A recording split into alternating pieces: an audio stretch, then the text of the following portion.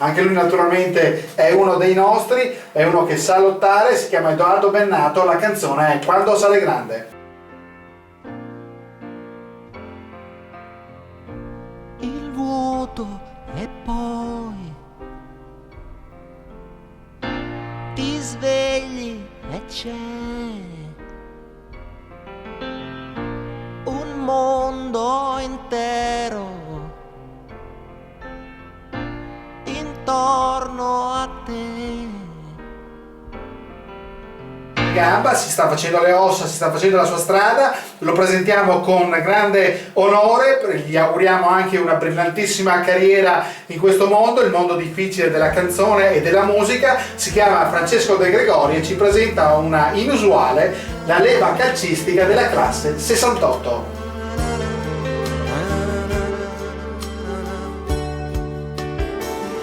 Il ragazzo si farà anche se ha le spalle strette, quest'altro anno giocherà con la maglia numero 7.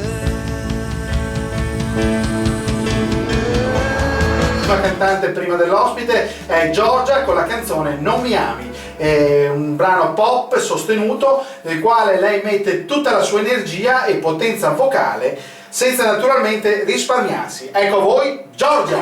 Non importa davvero se hai preso tu la parte migliore di me, ma credevi per davvero che sarei stata per te l'aria, la scusa, Andiamo quindi sul sicuro, ne siamo certi che vi piacerà e vi metterà anche di buon umore. A noi lo fa sicuramente, è un brano che si intitola Felice, Happy, Pharrell Williams. Clap along if you feel like a room without a roof. Clap along if you feel like happiness is the truth. Clap along if you know what happiness is you.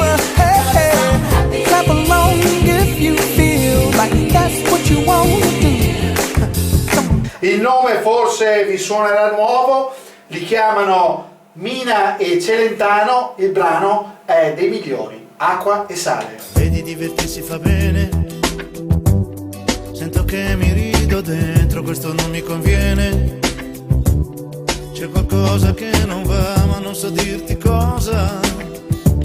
È la tua moto che sta giù, che vorrei guidare io, o meglio averti qui vicino a me. A questo punto vi saluto, vi do un arrivederci alla settimana prossima, sempre alla stessa ora con il programma Saremo a Sanremo sulle frequenze di Radio Vanessa, e mandiamo in onda quindi la sigla del vincitore e poi vi saluteremo al termine della canzone.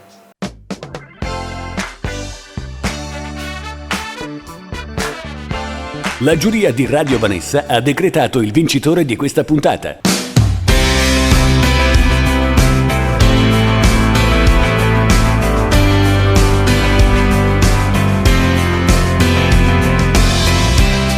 Dopo tutti questi anni io non smetto di guardarti, qualche volta ancora a bocca aperta. Non finisco di capire, non finisci di stupire, come non dovesse mai finire.